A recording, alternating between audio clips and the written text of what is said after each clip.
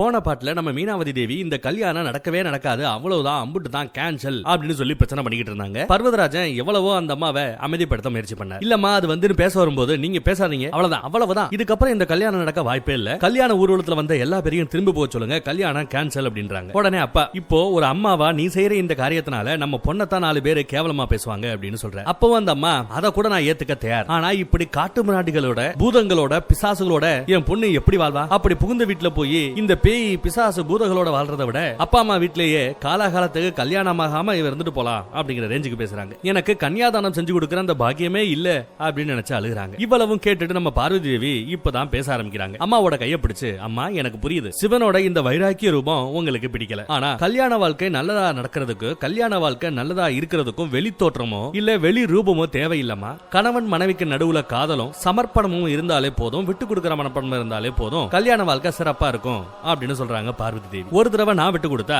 இன்னொரு தடவை அவர் விட்டு கொடுக்க போறாரு, அம்புட்டு தான் அப்படிங்கிற மாதிரி ரொம்ப ஈஸியா கடந்து போக பாக்குறாங்க. ஆனாலும் அந்த அம்மா இல்ல நீ வேணா விட்டு கொடுத்து போவே ஒழிய உன் புருஷன் விட்டு கொடுத்து போறதுக்கு வாய்ப்பே கிடையாது, சிவன் அப்பேற்பட்ட ஆளும் இல்லங்கிற மாதிரி அம்மா சொல்ல, சிவன் என்ன எவ்வளவு காதலிக்கிறார் அப்படிங்கறத நான் உங்களுக்கு நிரூபிச்சு காமிக்கணும்னு ஆசைப்படுறேன். அவர் ரொம்ப எளிமையானவர், அந்த எளிமையோட வெளிப்பாடு தான் கல்யாணத்துக்குன்னு ரொம்ப ஸ்பெஷலா அவர் ரெடியாகி வராம எப்பவும் போல ரெடியாகி வந்திருக்கிறார். எனக்கு கொஞ்சம் டைம் கொடுங்கம்மா, நானே சிவங்கிட்ட பேசி இத பத்தி எல்லாம் அவருக்கு புரிய வைக்கிறேன்னு சொல்லிட்டு இருக்கும்போது நம்ம கிளவி இல்ல அதெல்லாம் சரிப்பட்டு வராது, அது மட்டும் இல்லாம நலங்கு வச்ச பிறகு கல்யாண பொண்ணு வெளியில எல்லாம் போக கூடாது, மாப்பிள்ளைய நேருக்கு நேரெல்லாம் சந்திச்சு பேசவும் கூடாது அப்படின்னு கத்திக்கிட்டு இருக்கு. பார்வதி இல்ல சிவன் கிட்ட பேசிய ஆணுங்கிற மாதிரி ஒரு பார்வை அப்பாவை பார்த்து பார்க்க அப்பா முடிவு பண்ணிட்டார். என்னம்மா சம்பிரதாயத்தை டிஸ்டர்ப் பண்ணாம பார்வதி மாப்பிள்ளை கூட பேசினா சரிதானே, வெளியே போக கூடாது, நேருக்கு நேரு மாப்பிள்ளைய பார்க்க கூடாது, அப்படித்தானே, அதுக்கு நான் ஒரு வழி பண்றேங்கிறாரு அப்பா. அப்பவும் நம்ம பார்வதி தேவியோ அம்மா சம்மதிக்காம நான் சிவன் கிட்ட போய் பேச மாட்டேன்னு சொல்றாங்க. இதை கேட்டதா அம்மா கொஞ்சம் மனசிறங்கி பரவாயில்ல நமக்காக நம்ம பொண்ணு இப்படி பேசுறாள்னு சொல்லிட்டு சரி போய் பேசிட்டு வா, முடிஞ்சா அவரை மாத்திட்டு வா அப்படின்னு சொல்றாங்க. அந்த பக்கம் சிவன் இருக்கிற விருந்தினர் மாளிகையை காட்டுறாங்க. நம்ம கல்யாண மாப்பிள்ள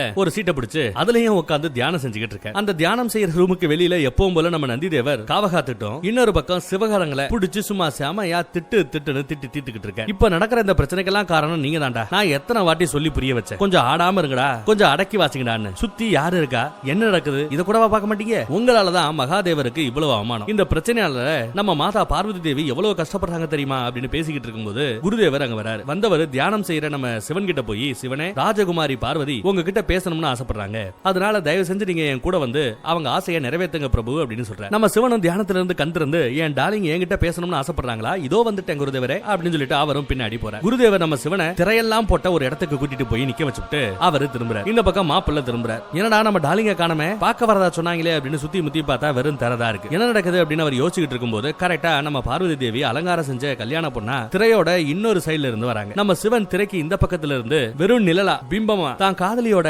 மனக்கோலத்தை பார்த்து ரசிக்கிற. பார்வதி தேவியோ சிவனை நேருக்கு நேர் பார்க்காம கீழே பார்த்துட்டு சிவன் கிட்ட பேச ஆரம்பிக்கிறாங்க. ஆண்டவா, எங்க அம்மாவுக்கு நான் சத்தியம் பண்ணி கொடுத்திருக்கிறேன், நீங்க திருமண உருவத்துல அவங்க ஏத்துக்கிற மாதிரி ஒரு ரூபத்துல வருவீங்கன்னு, ஆனா நீங்க என்னவோ உங்களோட வைராக்கிய ரூபத்துல அந்த சாம்பல் பூசின ரூபத்துல ரொம்ப பயங்கரமா வந்து இறங்கி அம்மாவை பயமுடுத்திட்டீங்க. அம்மா இப்ப பயப்படுறாங்க, கவலையும் படுறாங்க, என்ன பண்றது அப்படிங்கிற மாதிரி பார்வதி பேச உடனே நம்ம மாப்பிள்ளையும் என்ன எல்லாரும் ரூபன்ட்டே இருக்கீங்க, என்னோட இந்த வைராக்கிய ரூபத்துல பயப்படுற மாதிரியோ கவலைப்படுற மாதிரியோ என்ன இருக்கு பார்வதி, நான் எப்படி ரொட்டீனா ட்ரெஸ் பண்ணணும் அதே மாதிரி தானே பண்ணிருக்கிறேன், கைலாயமலையில கூட இதே ரூபத்துல தானே இருக்கிறேன், என்ன நீ பார்த்தப்ப கூட இந்த ரூபத்துல தானே இருந்த, இந்த ரூபத்துல தானே நீ என்ன காதலிக்கவும் செஞ்ச, அப்புறம் என்ன அப்படின்னு கேக்குற. அதுக்கு நம்ம பார்வதி தேவியோ, ஐயா சாமி நான் சொல்ல வர விஷயமே வேற, நீங்க எந்த ரூபத்தில் இருந்தாலும் நான் உங்களை காதலிப்பேன், நீங்க எப்படி இருக்கிறீங்களோ அப்படியே நானும் ஏத்துப்பேன், ஆனா என்னோட அப்பா அம்மாவோட ஆசை நான் ஒரு அழகான மாப்பிள்ளையோட கல்யாணம் செஞ்சுக்கணுங்கிறதா, அவங்க விருப்பம் நிறைவேற்றுவோமே அப்படிங்கிறாங்க. அதுக்கு நம்ம சிவன், பார்வதி வெளியில தெரியுற அந்த அழகு முக்கியம் இல்ல, மனம் எவ்வளவு சுத்தமாகவும் பக்குவப்பட்டும் இருக்கிறதோ அதுவே முக்கியம், அதுவே நிரந்தரம், அழிஞ்சு போற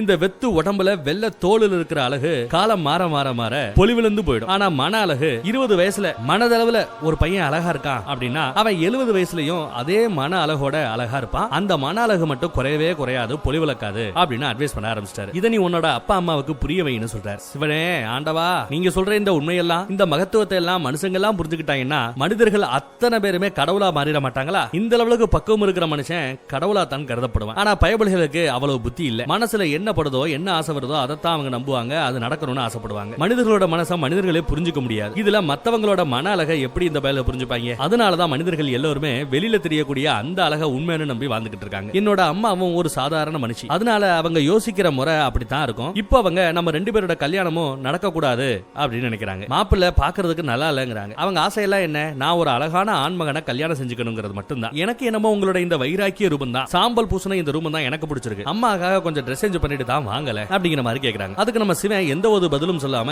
அப்படியே சும்மாவே நிக்கிறார். அப்ப நம்ம விஷ்ணு பகவான் அங்க பார்வதியோட அண்ணன் ரூபத்துல வந்து, நிச்சயமாக சிவன் நீங்க எதிர்பார்க்கிற மாதிரியே மாப்பிள்ளை ரூபத்துல காட்சி எழுப்பார் அப்படிங்கிறார். அடுத்து நம்ம பார்வதி தேவியை பார்த்து, தங்கச்சி நிச்சயமா சிவன் நீ எதிர்பார்க்கிற மாதிரியே வந்து காட்சி எழுப்பார். உன்னோட அண்ணன் நான் இருக்கிறமா, நானே என் கையால சிவனுக்கு கல்யாண மாப்பிள்ளை அலங்காரம் நான் செய்யறேன் அப்படின்னு சொல்றேன். நான் பண்ற இந்த அலங்காரத்தை பார்த்து உங்க அம்மா அப்படியே பயங்கர சந்தோஷத்துல திளைக்க போறாங்க பாருங்கிற மாதிரி சொல்றேன். கல்யாணத்துக்கு ஒத்துப்பாங்கிற மாதிரி சொல்றேன். இப்ப நான் சிவனுக்கு செய்ய போற இந்த அலங்காரம் என்னோட 10 அவதாரங்களையும் விட மிக அழகான ஒரு அலங்காரமா இருக்க போகுது. அதுக்கு நான் கேரண்டிங்கிற. அந்த அழகை பார்த்து இந்த உலகமே அவருக்கு சந்திரசேகரா அப்படின்னு பெயர் சூட்டும் அப்படின்னு சொல்றேன். சொன்ன மாதிரியே விஷ்ணு பகவான் பார்வதி தேவியோட அண்ணனா சிவனுக்கு அலங்காரம் செய்யவும் ஆரம்பிக்கிறார். ஃபர்ஸ்ட் நம்ம சிவனோட ஜடாமுடி, அவரோட மண்டையில இருக்கிற கொண்டை, இது எல்லாத்தையும் எடுத்து நம்ம சிவனுக்கு ஹேர் கட் பண்ணி விடுறாரு. அடுத்து ஆடை ஆபரணங்கள் எல்லாம் போட்டு விடுறாரு. இதெல்லாம் ஒரு ரூமுக்குள்ள நடந்துகிட்டு இருக்கு. ரூமுக்கு வெளியில சப்தரிஷிகள், ததீசி முனிவர், தேவர்கள், நந்தி, அப்புறம் நம்ம பயல்கள் எல்லா பேரும் எப்படா சிவன் வெளியே வருவாரு அப்படின்னு சொல்லிட்டு காத்துக்கிட்டு இருக்காங்க. அத்ரி ரிஷி கல்யாண முகூர்த்தத்துக்கான நேரம் நெருங்கிக்கிட்டே இருக்கு. நம்ம சிவபெருமானோட அலங்காரம்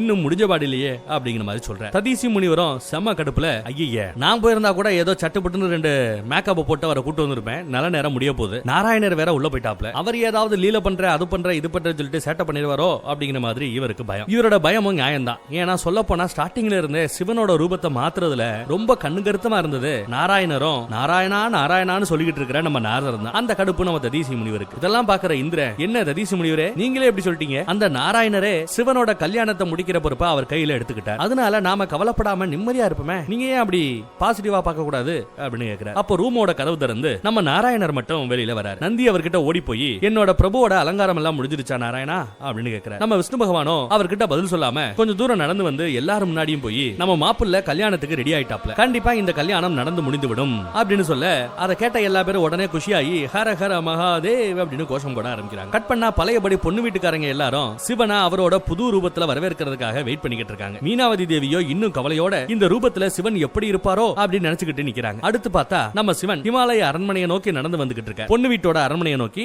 நடந்து வந்துகிட்டு இருக்க. ஆனா நம்ம சிவனோட ஃபேஸ காட்டல, சுத்தி சுத்தி சுத்தி சுத்தி அவரோட திவ்ய அலங்காரத்தை காட்டுறாங்க. பொண்ணு வீட்டுக்காரங்க ஒவ்வொருத்தரா சிவனோட ரூபத்தை பார்த்து சந்தோஷப்படுறாங்க. அப்படியே எல்லா பேரும் பார்த்து சந்தோஷப்படுறத காமிச்சுட்டு கடைசியா தான் நமக்கு நம்ம சிவனோட முகத்தை கொஞ்சம் பிளர்ரா காட்டி அதுக்கப்புறம் தான் போக்கஸ்ல அந்த ஃபுல் அழகையும் காட்டுறாங்க. ஒரு பக்கா ஃபர்ஸ்ட் கிளாஸ் ஹேண்ட்சம் மாப்பிள்ளையா ரெடியாகி நிக்கிறாரு நம்ம சிவன். பொண்ணு வீட்டுல இருக்கிறவங்க எல்லாருக்கும் சந்தோஷம். சிவனோட வருங்கால மாமியார் மீனாவதி தேவியும் சிவனோட இந்த ரூபத்தை பார்த்து மனசுக்குள்ள அம்புடி சந்தோஷப்படுறாங்க. மனசுக்குள்ளேயே சிவன் கூட அவங்க பேசவே செய்றாங்க. மீனாவதி தேவி சிவன் கிட்ட, இந்த மாதிரி ஒரு அழகான ரூபத்துல உங்களை யாரும் கற்பனை கூட செஞ்சிருச்சு பார்க்க மாட்டாங்க, கற்பனை கூட சிவன் இப்படி இருப்பாருன்னு யாரும் பண்ணி பார்த்திருக்க மாட்டாங்க, அவ்வளவு அழகா இருக்கீங்க மாப்பிள்ளை அப்படின்னு சொல்றாங்க. அதுக்கு நம்ம சிவன், அப்போ நீங்க என்ன மாப்பிள்ளையா ஏத்துக்கிறீங்களா அப்படின்னு கேக்குறாரு. அதுக்கு நம்ம மீனாவதி தேவி முகமுழுக்க சிரிப்போட, கண்டிப்பா முழு மனசோட ஏத்துக்கிறேன் மகாதேவா அப்படின்னு சொல்றாங்க. உங்களோட இந்த திவ்ய ரூபத்தை பார்த்ததுக்கு அப்புறம் என்னோட மனசுல இருந்த எல்லா பயமும் போய் எனக்கு முக்தி கிடைச்சிருச்சு அப்படின்னு சொல்றாங்க. மீனாவதி தேவியோட கண்ணுல இப்ப ஆனந்த கண்ணீர். அந்த கண்ணீரோட என்னோட செயல்களுக்காகவும் என்னோட பிடிவாதத்துக்காகவும் என்ன மன்னிச்சிடுங்க மகாதேவான்னு சொல்றாங்க. அதுக்கு நம்ம சிவன், நீங்க எந்த தப்பும் செய்யலாமாதா,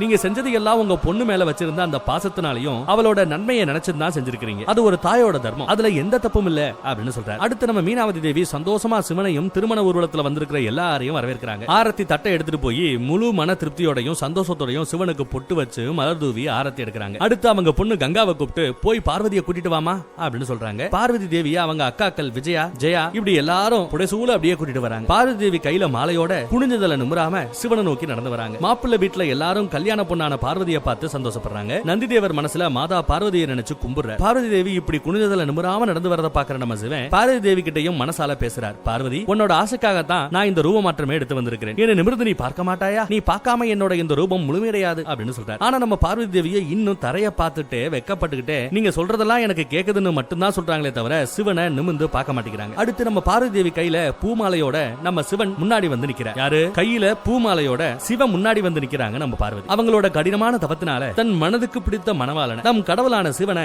இன்னைக்கு அவங்க அடைய போறாங்க. சிவனுக்கு மாலை போடுறப்ப கூட இவங்க சிவனோட ஃபேஸ மாப்பிள்ளையோட ஃபேஸ பார்க்கல. சிவனோ எப்படா பொண்ணு நிமிர்ந்து நம்மள பாப்பா அப்படிங்கிற மாதிரி வெயிட் பண்ணி பாக்குறாரு. பட் இல்ல, அவங்க குனிஞ்சதல நிமிராம நிக்கிறாங்களே தவிர சிவனை இன்னும் நிமிர்ந்து பார்க்கல. அடுத்து கங்காதேவி பூமாலையை சிவன் கிட்ட கொடுக்க அவரு பார்வதி தேவியோட கழுத்துல அந்த மாலையை போடுறார். எல்லாரும் மலர் தூவி நம்ம சிவன் பார்வதியை வாழ்த்துறாங்க. ஒரு வழியா நம்ம சிவன் பார்வதியோட கல்யாணம் ரொம்ப சிறப்பா திருப்தியா நடந்து முடிஞ்சது. அடுத்து நம்ம மீனாவதி தேவி, உங்களை வரவேற்கிறது எங்களோட மிகப்பெரிய பாக்கியம், அரண்மனைக்குள்ள வாங்க அப்படின்னு சொல்லி நம்ம சிவனையும் பார்வதியும் உள்ள கூட்டிட்டு போறாங்க. மறு வீடுன்னு சொல்லுவோம்ல, கிட்டத்தட்ட அந்த மாதிரி போறாங்க போல. பொண்ணு வீட்டுக்காரங்க மாப்பிள்ளை வீட்டுக்காரங்கன்னு எல்லாரும் சேர்ந்து அரண்மனைக்குள்ள போறாங்க. கல்யாணம் முடிஞ்சிடுச்சு. ஆனா இன்னும் சம்பிரதாயங்களும் கல்யாண விதிமுறைகளும் எவ்வளவோ இருக்கு. லீலைகளுக்கும் பஞ்சம் இல்லாம வேற இருக்கு. அதை எல்லாத்தையும் நம்ம அடுத்தடுத்து பார்க்க போறோம். என்னடா நேத்துக்கு ஷார்ட்டா முடிச்சிட்டான், இன்னைக்கு ஷார்ட்டா முடிச்சிட்டானே அப்படின்னு தப்பா நினைச்சுக்காதீங்க. நம்ம எடிட்டரோட என்கேஜ்மெண்ட்டுக்கு போயிட்டு வந்தோம். ஆகஸ்ட்ல கல்யாணம். அதனாலதான் கொஞ்சம் ஷார்ட்டா இந்த 2 எபிசோட போட்டு விட்டேன். நாளையில இருந்து சாலிடா எப்பவும் போல ஃபுல் ரிலீஸ் நீங்க எதிர்பார்க்கலாம். அப்படியே போற போக்குல நம்ம எடிட்டரை கொஞ்சம் வாழ்த்தி 4 கமெண்ட் போட்டு போங்க. தேங்க்யூ.